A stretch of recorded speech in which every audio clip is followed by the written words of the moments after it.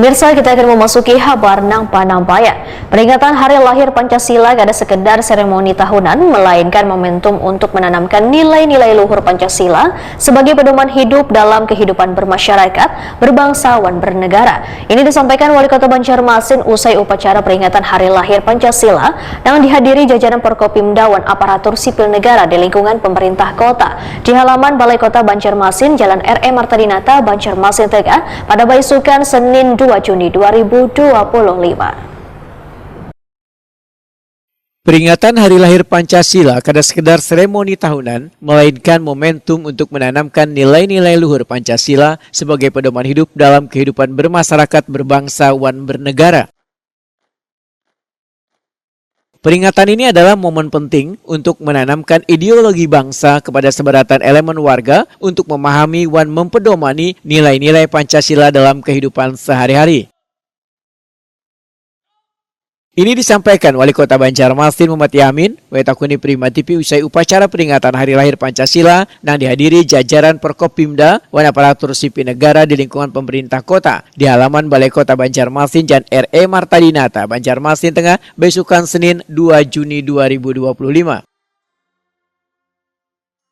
Muhammad Yamin menyatakan 5 sila Pancasila sebagai pilar utama dalam membangun harmoni sosial khususnya di Banjarmasin. Kita akan memperingati Hari Pancasila, bahwa peringatan Hari Pancasila ini adalah kita untuk menanamkan bagaimana ideologi kita untuk bisa kita sampaikan juga ke masyarakat, bahwa tidak hanya memperingati sebagai seremonial, tapi kita harus bagaimana mempedomani yang namanya adalah Hari Pancasila, yaitu Pancasila itu kan ada 5. Nah, ini kita harus selalu memberikan yang terbaik, dan juga kita harus memberikan kepada masyarakat juga bahwa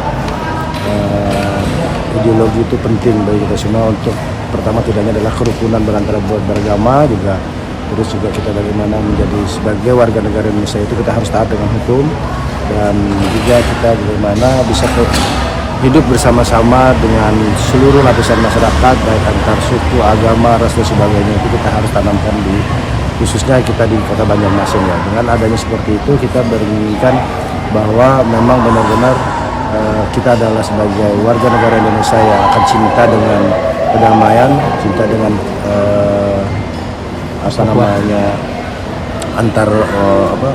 untuk kepentingan kita sebagai warga negara lah ya, untuk bisa selalu menjunjung harkat dan martabat setiap warga negara, dan juga kita harus memperhatikan apa yang menjadi kewajiban daripada seorang pemerintah, dan apa juga menjadi kewajiban seorang masyarakat, dan apa juga yang menjadi kewajiban daripada seluruh elemen stakeholder yang untuk memberikan Banjarmasin menuju Indonesia Emas tadi, dan menuju Banjarmasin juga emas untuk memberikan Banjarmasin maju.